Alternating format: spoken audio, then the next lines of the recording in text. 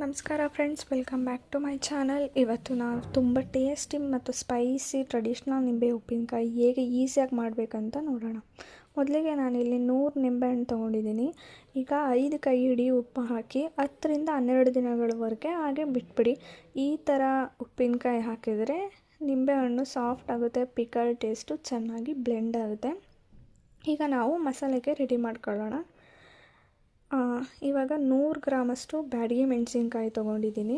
ಅದನ್ನು ಚೆನ್ನಾಗಿ ಫ್ರೈ ಮಾಡ್ಕೋಬೇಕು. ಮೀಡಿಯಮ್ ಫ್ಲೇಮಲ್ಲಿ ಇಟ್ಕೊಳ್ಳಿ. ಸುವರ್ಣ ಬಣ್ಣ ಬರೋವರೆಗೂ ಫ್ರೈ ಮಾಡಿ. ಒಂದು 1/4 kg ಗುಂಟೂರು ಮೆಣಸಿನ್ಕಾಯಿ ತೊಗೊಂಡಿದ್ದೀನಿ. ಇದನ್ನೆಲ್ಲ ಚೆನ್ನಾಗಿ ಫ್ರೈ ಮಾಡ್ಕೋಬೇಕು. ಒಂದು 3 ಸ್ಪೂನಷ್ಟು ಮೆಂತ್ಯ, ಇದನ್ನು ಚೆನ್ನಾಗಿ ಫ್ರೈ ಮಾಡ್ಕೊಳ್ಳಿ. ಒಂದು 100 ಗ್ರಾಮಷ್ಟು ಜೀರಿಗೆ, ಒಂದು 30 ಕರಿಬೇವಿನ ಸೊಪ್ಪು, ಒಂದು ಅರಶಿಣದ ಕೊಂಬು, ಎಲ್ಲನೂ ಚೆನ್ನಾಗಿ ಫ್ರೈ ಮಾಡ್ಕೋಬೇಕು.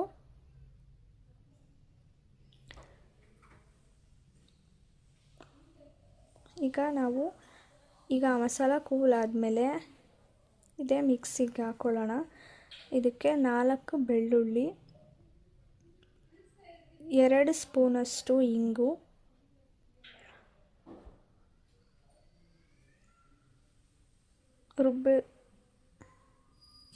ಇದನ್ನು ಚೆನ್ನಾಗಿ ರುಬ್ಕೋಬೇಕು.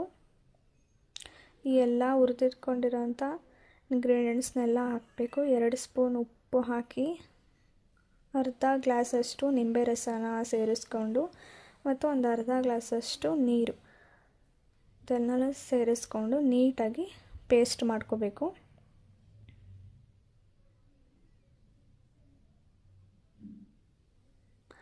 ಈ ಸ್ಪೈಸಿ ಮಸಾಲೆನ ನಿಂಬೆಹಣ್ಣು ಮೇಲೆ ಹಾಕಿ ಚೆನ್ನಾಗಿ ಮಿಕ್ಸ್ ಮಾಡಬೇಕು.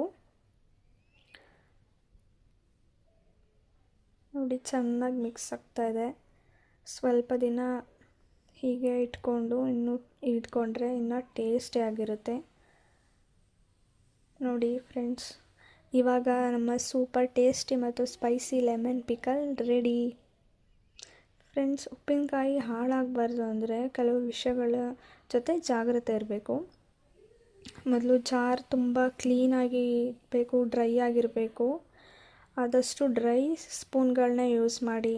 ಕೈ ಹಾಕಬಾರ್ದು, ಡೈರೆಕ್ಟ್ ಕೈ ಹಾಕಬಾರ್ದು, ಸ್ಪೂನ್ಗಳನ್ನೇ ಯೂಸ್ ಮಾಡಿ. ಫ್ರೆಂಡ್ಸ್, ಈಗ ನಮ್ಮ super tasty lemon pickle ready ಆಗಿದೆ. ನಿಮಗೆ ಈ ರೆಸಿಪಿ ಇಷ್ಟ ಆಗಿದರೆ ಲೈಕ್ ಮಾಡಿ, ಶೇರ್ ಮಾಡಿ.